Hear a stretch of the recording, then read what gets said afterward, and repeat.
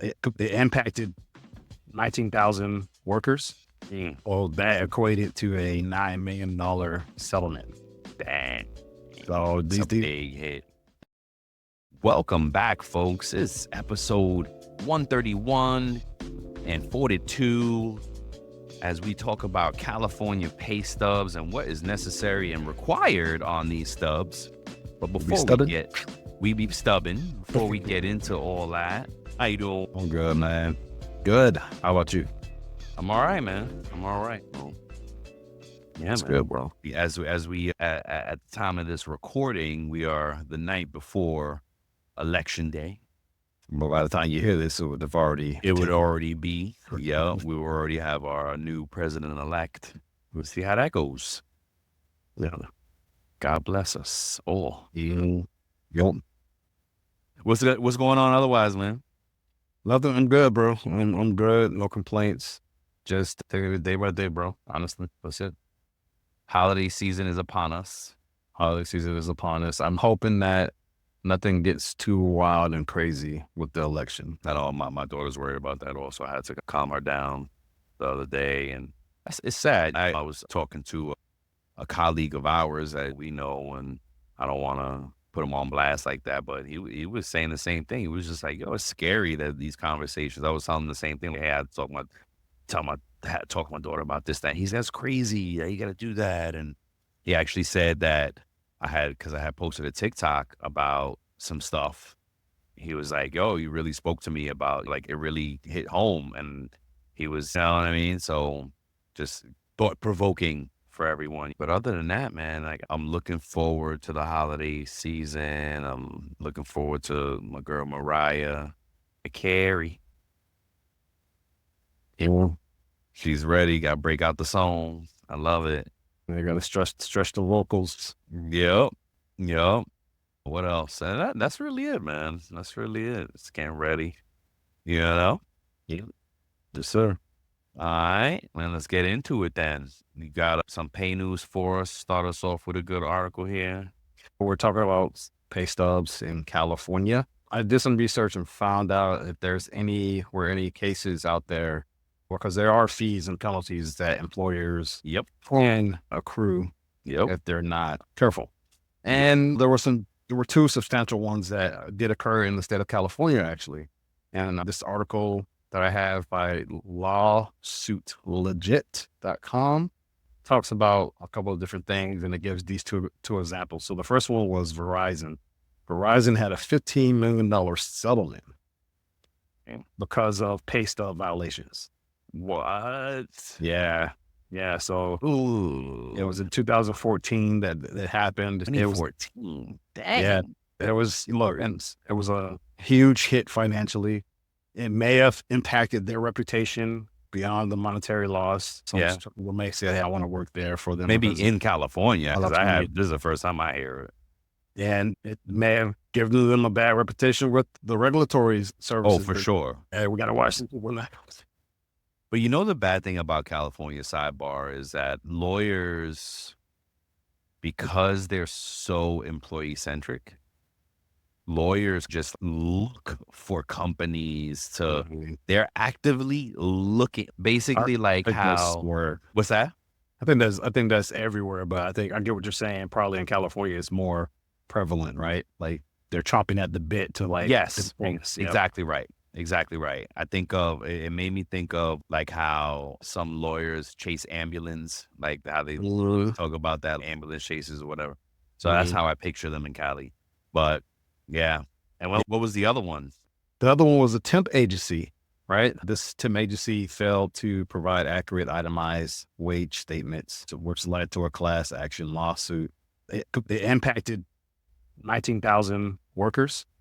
Well, that equated to a $9 million settlement. Dang. So these big hit. Yeah. These violations are serious. So you got to make sure you're doing the right thing in the state of California. Wow. Yeah. So what do you got for us now? Mine's a quick one. Just researching employee issues and whatnot. And I came across an article for the founder and CEO of Raising Cane's. It's a chicken tender franchise, and I haven't been there yet. I got to check it out next time I'm in GA. They're not in Florida yet. But anywho, he had talked about hiring practices and what he looks for when he's hiring employees and things like that. And one of the things that is a red flag for him is when they're more into title and control versus teamwork. So during an interview, if he realizes that you're all about the title and who do I rule over, you know what I mean? And that's what it is about for some folks, right? It's about the title, it's about that status, it's about a power, and that's a turnoff for him when he's hiring, right? Wow.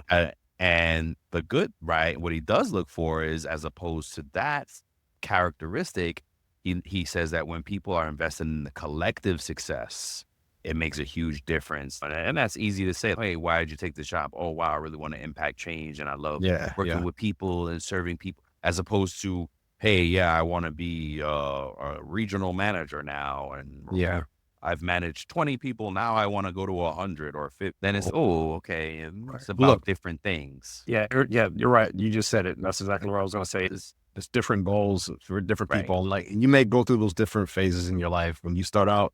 And you're maybe you're new into a career. I don't necessarily think that it matters your age, because you can get into a new career even when you're older and be like headhunting and really going after it to try to get that thing. And I like to make a correction, sir. You do have Raising Cane's in Florida. Where is it? There's one in Pompano Beach. No way. Yes, off of North Federal Highway. No way. They're up Yo, there. my son done led me wrong. Is it? Because we were talking about Dave's Hot Chicken, and all right, because he said that my son was like, there's nothing here in Florida. There's no Raising Cane. So Dave's Hot Chicken got us talking about Raising Cane's. Dang, I'm going to have to take him maybe, next weekend. We have to go to Raising Cane's. Yep. There is one. And then I know there's a Dave's Hot Chicken somewhere. Like, oh, no, we went to Dave's Hot Chicken. Yeah, there's one down here in South Florida now. Apparently, it was only in Central Florida. It just came down to South Florida. The first time we went, there was a line around a block type. Oh, wow. Yeah, and there's Raising Cane's all over the place down there, bro. Oh, really? Yeah, Pompano Beach. There's one in... That's what happens when you listen... near Miami. There's two down near Miami, one near Delray, Boca area. See? Thank you very much. Fact check. All right. Cool. Let's pay the bills. Time to pay the bills. Shout out to TrakGO. TrakGO has introduced an innovative new feature designed to simplify time tracking for both exempt and non-exempt employees. This feature aligns with the recent changes in the FLSA standard, or the FLSA Lisa. This feature aligns with the recent changes in the Fair Labor Standards Act for employees. All right. So by automatically calculating standard 40-hour work weeks and accurately determining overtime when necessary, TrakGO ensures precise employee time while maintaining accurate PTO balances. Those are two good words we like in payroll, right? For real. Accurate and precise. Accurate and precise words. And on time. Yeah, on time. Yes, especially on time. Additionally, the system can identify those instances where non-exempt employees may not have reached that 40-hour threshold. So to learn more, please contact TrakGO at 888-321-9922, or you can go visit www.timetrakgo.com. That is TIMETRAK go.com. Let's go. Let's go. And Brian. I was just checking with them too to see how the webinar was that we were promoting last week. They said they had a great turnout. Good stuff, folks. Yeah, if you want to learn more about TrakGO, hit up their website. Always running good promotions. Always have good things going. Their customer service is just second to none. Yeah, check them out. All right, let's get into the main topic as we continue the conversation about California. And I think as we continue to frame states, right? Like it's right as I like thinking about, okay, what's important in the state, right? Earnings, deductions, taxes. And for California is pay stub, because they're really strict about how their pay stub is, all the things that are on their pay stub. And as Walt highlighted with the news, they're hitting companies that violate it. So if Yeah. you're an employee in California, listen up. Walt's So got some gems for you. yeah, so what I want you to think about in terms of the fees is, I don't know if you remember who Comey the Clown was from Living Color. Yes, Living I Color. just saw a clip the other day. Yes. Hope we don't play that. That's how. Hope we don't play that. Yeah, that's how California is with these pay stub violations. Yes, as a great Get analogy. it right. All right. So here we're going to talk about some key points and takeaways that you as an employee may want to consider or you should know, right? And, Yeah. and even if you're a payroll pro or HR pro or an employer listening to this, you could take away some things from this as well. California law mandates that each stub must contain specific information, including an employee's full name, the last 4 digits of their social or their employee ID, the pay period dates, gross to net earnings. That can include PTO, whatever those hours are coded, OT, all those different things need to be itemized and broken out. Yep. Total hours worked, even for salary folks, and even for those non-exempt employees as well. So you want to make sure that you have the applicable hourly rates in total hours worked at each rate. So notice how I said at each rate. You have split shifts or anything like that. What do you call shift differentials? Shift differentials. Yep. Premium rates. Yep. Doing different things. Yep. Yep. Those different things and stuff you want to look at. Those deductions, right? Ooh. Those things listed, like Brian started discussing, saying benefits, taxes. So those are different things you want to have listed there. Paid sick leave. The balance needs to be on there when applicable, right? So those are things you want to make sure that you do, and want to make sure that you're aware of those things as the employee and the payroll pro or HR pro. You want to make sure that you give easy access to pay stubs. So employees must receive a pay stub either electronically with easy access to a printable version, or they must receive it in paper form. So they elect. Sometimes a lot of companies nowadays, they give the option to where their employee can choose to do it electronically to get it in a paper form. So this ensures that they have full access to payment details, which is protected under California's strict wage and hour laws.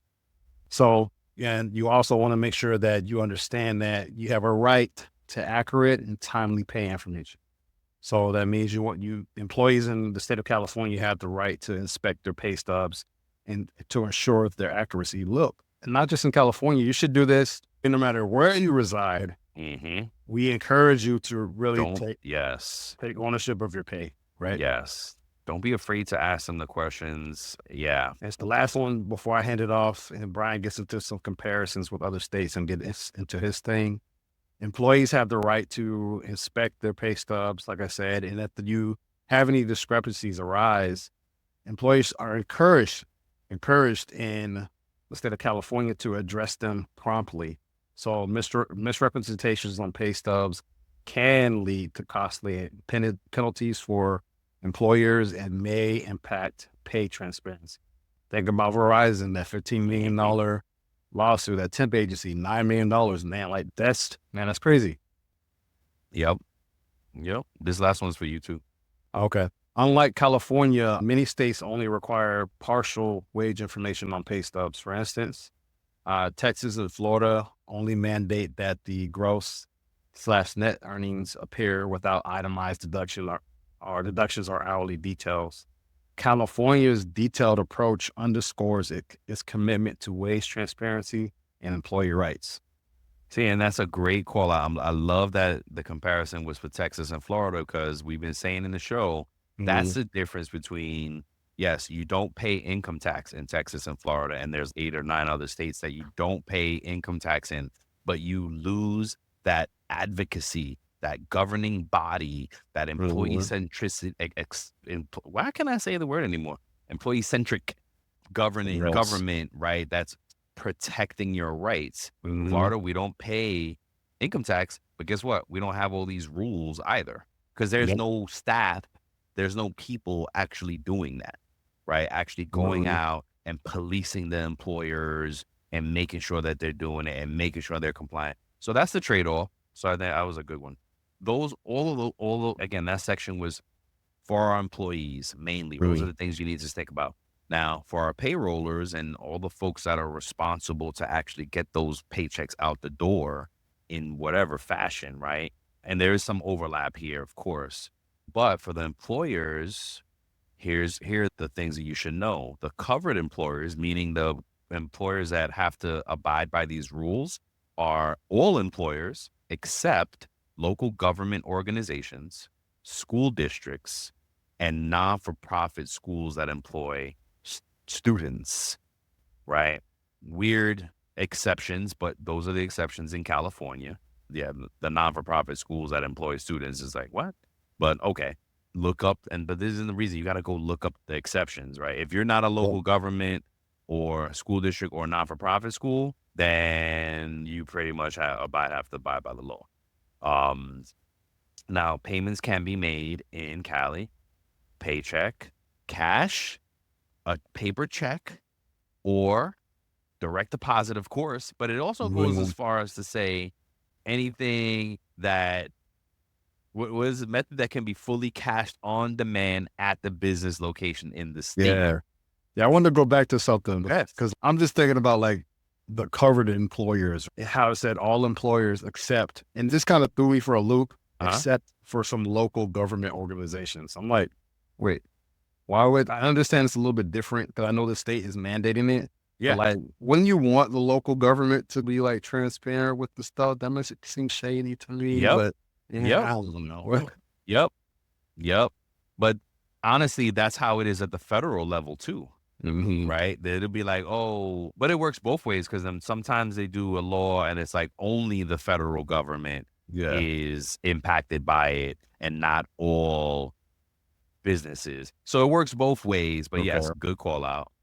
What threw me off was and this speaks to how old these laws are. Right? That they're so old because it said basically it's okay, you can get paid in cash, check, direct deposit, or anything that's on demand that you can solve at the location. Hey, I'm gonna give you this card and this is the pay card. You gotta come back and hand this card in for pay. It's crazy. Anywho, the check in that payment method, the check must show the business's name and address. And if it's drawn on a bank, again, how old these rules are, right? Because I had to read this several times to understand what it said.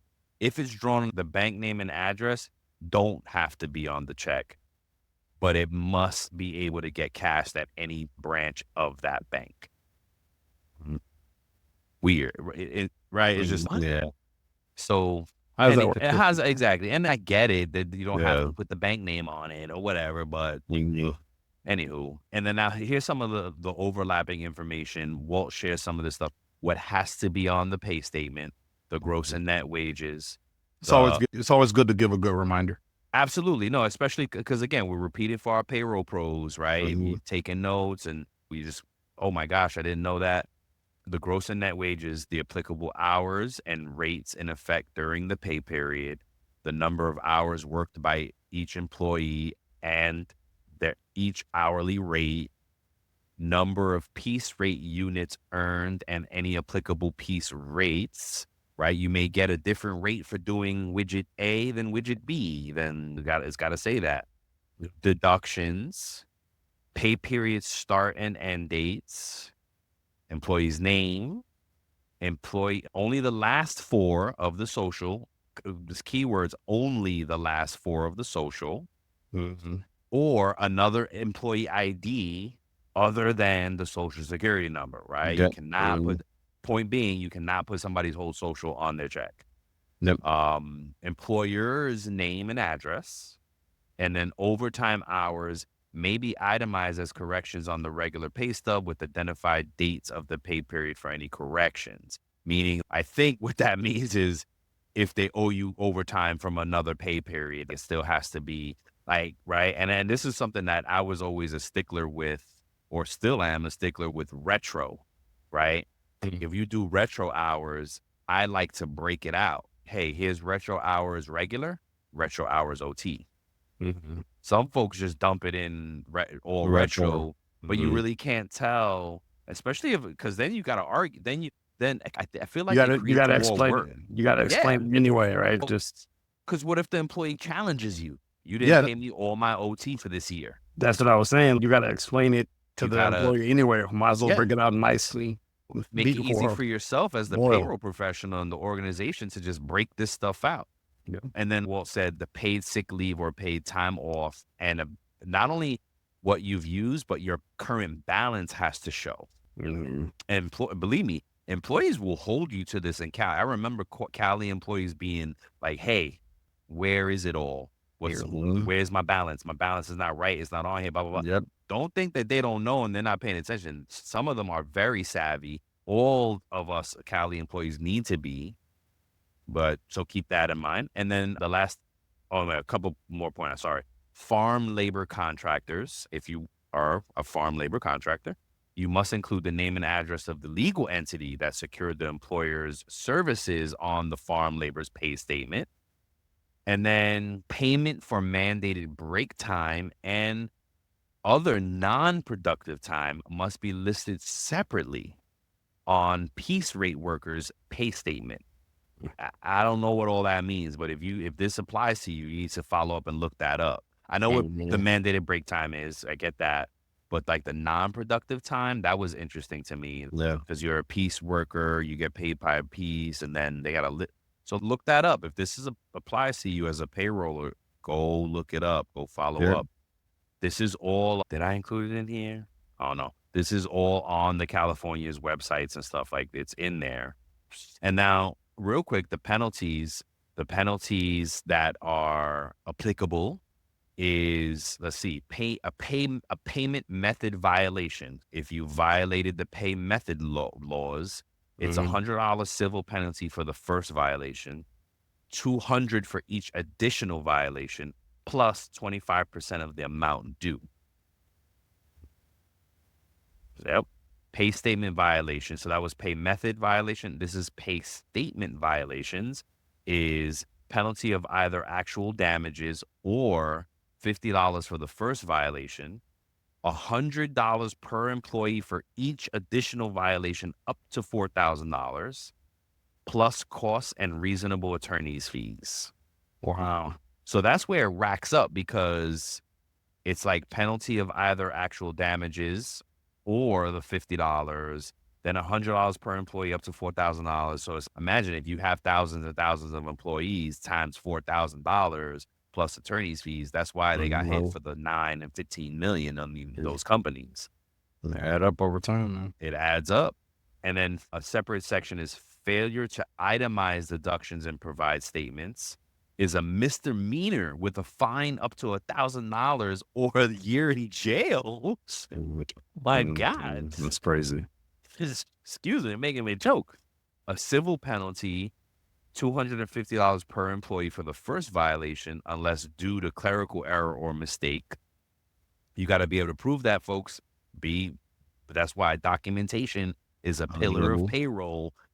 And transparency. We got to update it and make radical transparency a pillar of payroll, Mhm. because if you report your error and you document your errors fearlessly, meaning, and then this is not every environment that you could probably do it because I'm sure not all employees feel this comfortable, but it's the right way to do it. You, as an employer, you really want to get your staff to a point where, please, let's report errors. Let's be transparent. One, because you're fixing your system. You'll get better at fixing. And two, you have the documentation to back yourselves up later to say, oh, what happened here? Oh, gosh, that was an error we made. But look, here's all the backup. Here's what we did to correct it. Here's boom. Here's all the backup, the corrective action, the results, and all that good stuff. And then, under this same category, $1,000 per employee for each additional violation. So $250 for the Ooh. first one, but Mm. $1,000 for each additional per Mm. employee. So they're giving you that time to correct it. We warned you. We fight, but if you don't fix it, we coming back really hard. Give me a trigger me, man. Reminded me of those. I know it's different. It reminded me of the bank fees that we used to get back in the Oh, day. Dude, you can't say bank fees. I immediately think of Bank of America. Sorry, Bank of America. Y'all killed me back in the day. Wells Fargo got me. But not for nothing, and we've talked about this many times. Those predatory fees back then is why they changed the law. It won't happen again the same way. But still, they would kill. Oh God, they made so much money on people like us. And what I mean by people like us, broke folks back in the day, young and broke and ignorant. And then they also have a right to correct section that I found in the law. As employers can correct violations of providing pay period dates and employers' legal entity information before facing civil action. Okay. Employee must send a written complaint by certified mail to the Department of Labor and Workforce Development, and the employer, that actually should have been up in the employee section. And then Department of Labor Workforce Development will notify the employer, and the employer has 30 days to correct the issue if notified, and 33 days to correct the issue if Department of Labor does not notify. Either way, you got it correct. Yeah, either way, you got to correct it. But it's so interesting. And look, if you're an employee in Cali, call up a lawyer. I'm sure they will get it going for free, because those lawyers love some business violations out there. So yeah, man, as we wrap it up, I see we got a fun little this or that for the holiday. Yeah. We haven't done it in a while now. We haven't had it. Usually we should do it. Yeah, we should do it. It's fun. You know what I mean? Yeah. So I think we both have to give answers, right? Yeah, we both do. We should both give answers. Okay, I want to go first. I want to ask you first. Okay. A Christmas Story or Home Alone? This one was easy for me, man. Which was Home Alone for me. Okay, Christmas Story. Go ahead. Go ahead. No, go ahead and say your answer. Then we'll talk about why. Mine is neither. Die Hard. Die Hard for Christmas. Okay, I get it. Because Home Alone was like growing up. I'm thinking about being a kid, growing up, and that's what we would watch and stuff like that. So between those two, if I had to make a choice, it would be them. I don't watch either now, but yeah, I watch all of them now. No, I haven't. No, man. I challenge this. I watch sports. Watch basketball. No. It's a must. This season, you must watch them all. Do all the Christmas movies. The Grinch, the new Grinch is bomb. The new animated Grinch is awesome. You got to watch them all this season. No excuses. Okay, gotcha, man. Gotcha. All right, on your in-house date nights. You know what I mean? Your movie nights, and chill. I'll be cooking it up. Yep. Yes, you know what I'm saying? You got to do it and watch the movies. All right, second one is rum cake or coquitos. Or eggnog for the non-Latinos. Not first. So for me, I'm gonna have to go with coquito. And all right, more that. No doubt. Rum cake, you got it. You can't do a store-bought rum cake, and if you don't do a store-bought rum cake, you got to make sure that you get it from a place or a person that you know it's on point. Because sometimes, man, it's it be hit or miss, bro. It agreed. See, that's how I feel about coquito too. That I don't get it usually from outside the house. Although Bacardi has a great bottled coquito. Don't tell my mom I said that, or any of the grandmas. But it's funny because rum cake. So for me, both. Okay. Both, yes, because we do the coquito, and my wife has I don't know if she still knows the person that does the rum cake homemade, bro, and I think she soaks it in rum after it's baked. Wow. Yes. Kids cannot eat this cake. It's no alcohol is burned off in the baking process. This is it got rum in this cake. It's dripping with a shot in each piece. Oh wow, bro. Yes. Okay, last one. Turkey or ham? I'm gonna go with turkey. What about you? Go turkey. Yeah. It's pretty much neither. Yeah. Pernil which is a roast pork shoulder. And it's so funny because we were just talking about. Oh wait, no, I had one more for you. Okay, what was that? Pumpkin pie or sweet potato pie? They're both good, but I always got to go with the sweet potato. You always go with sweet potato. Okay. Yeah. What about you, man? I do both, but I think I lean toward pumpkin. Okay. Yeah. actually like pecan pie. I do all pies. Holidays, I'll be trying to get It's my fifth. all the pies. Yeah, no. As you can see, that's why I got the fat neck. Oh gosh, stop it. Um, yeah. So yeah, man. Oh, I was gonna say we were just talking about it. We had, like turkey ends up being such a waste because and we keep trying to get smaller and smaller on the turkey, but no, we don't eat the turkey. We're on our penne, we're on our get them ham, and we're eating other things. Pasteles is a big part of our holiday season, so we eat pasta. We eat everything but turkey. That's especially for Thanksgiving. So his wifey was like, "How about no turkey this year?" And we agree, no turkey, because we just not turkey fans. not big turkey fans. Yeah, I kind of like the sandwich the day after It's good, a bro. turkey sandwich as opposed to turkey. And so who knows? One year I remember we did I did boneless turkey breasts, and it was kind of it was like Yeah. All right. I do have one more for you that I didn't write down on here. Are you a stuffing or dressing person? stuffing. I didn't even know what dressing was until I moved to the South. And I was like, dressing? Yeah, sure. We got Italian, we got French, we got this. Like, what? I was like, what's dressing? Yeah, it's the same thing, right? No, I think stuffing is Oh, what the people actually put inside the bird. Because sometimes people put the stuffing in the bird. They put it yeah, we inside the do that. bird, and then Yep. the dressing is like when they do it on the side.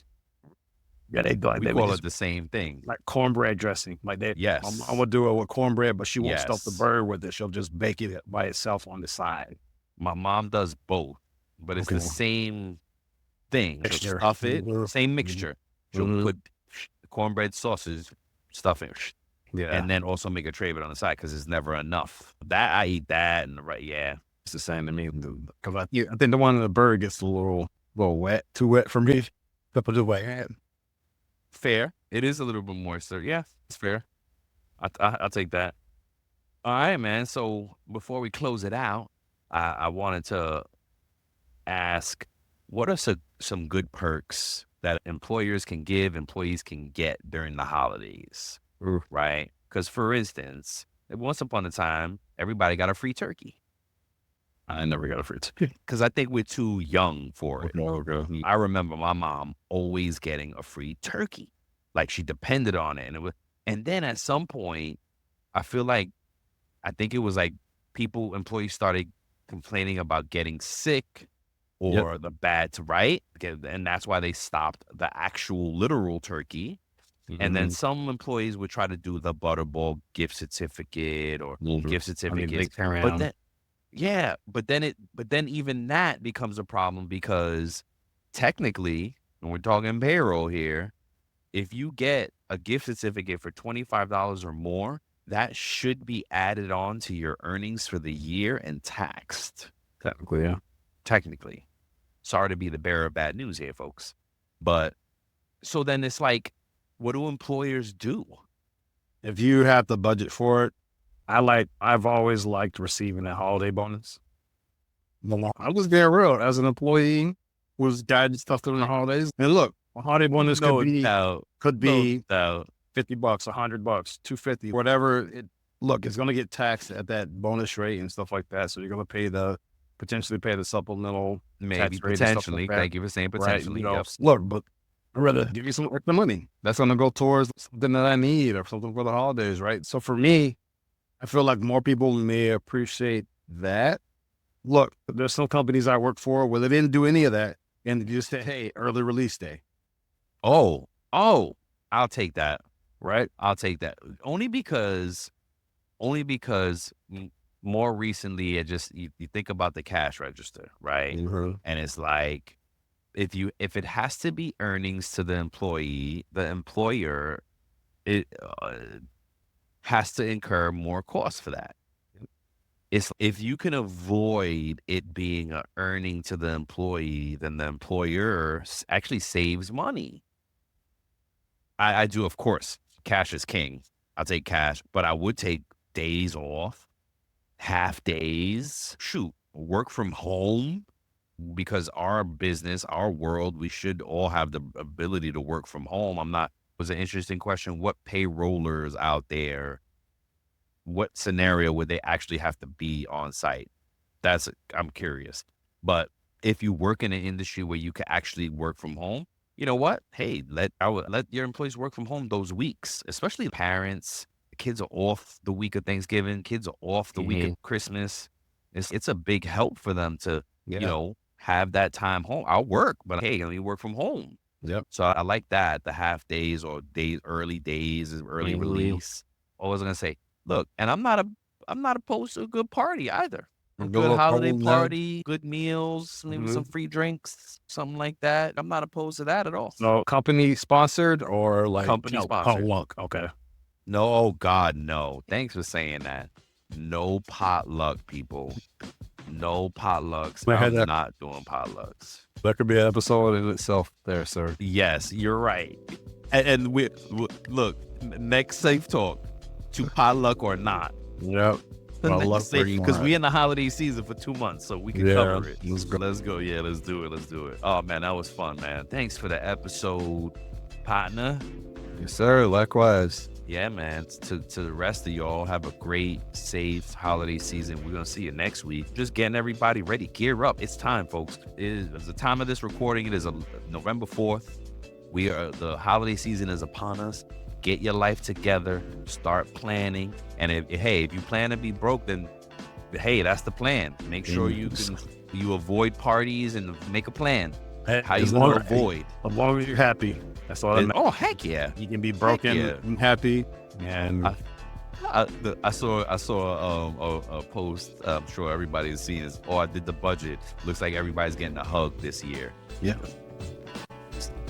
And a high five. And a high up, but it's true. Air 5. Yep. COVID still exists. Oh, gosh. Oh my. Wait. What? Okay, we gotta save it for the potluck. Yeah, right. Let's save it for the If I potluck. episode with the Oh fight. my god. All right, folks. We love you. Peace. All right. Peace. Before we sign off, here are a couple quick things. Don't forget to follow It's About Payroll on LinkedIn and It's About Your Paycheck on Facebook and TikTok. Thank you for being part of our payroll community, and thank you for being a part of this journey with us. Until the next time, keep learning, keep growing, and most importantly, keep going.